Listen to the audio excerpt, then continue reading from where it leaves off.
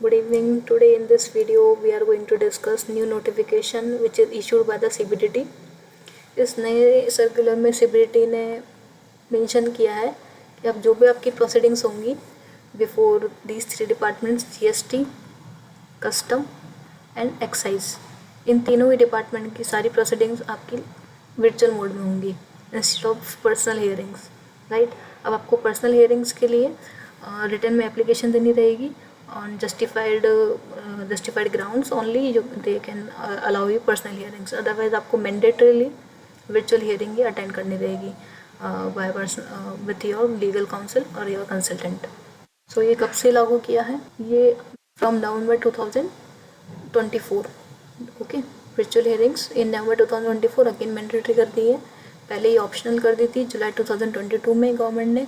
और second important thing is, अगर आपकी कोई भी एग्जिस्टिंग प्रोसीडिंग्स चल रही हैं in any of these 3 departments, GST department, excise department and custom department, तो वो सब ही आपकी ऑनलाइन वर्चुअल मोड में ही होंगी, right. See here Kishore Kunal, advocate on record, Supreme Court of India.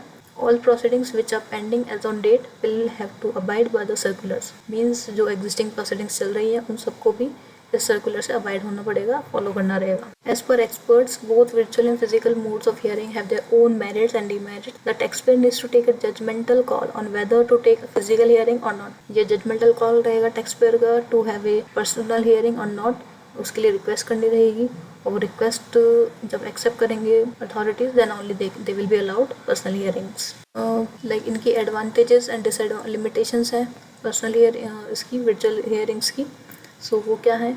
Like in cases where बहुत वॉल्यूमिनस रिकॉर्ड्स हैं आपके, जहाँ पे सेवरल पार्टीज इन्वॉल्व हैं, राइट। तो उस केस में physical hearing more effective and better रहेगी instead of virtual hearing. However जो आपके रूटीन के केसेस हैं जिस जो प्योरली लीगल इश्यूज़ के ऊपर हैं एंड जिसमें आपको बहुत लेसर टाइम की रिक्वायरमेंट है या रूटीन टाइप के कुछ केसेस हैं आपके, तो उस केस में आपको वर्चुअल मोड बेनिफिशियल है इंस्टेड ऑफ फिजिकल हियरिंग।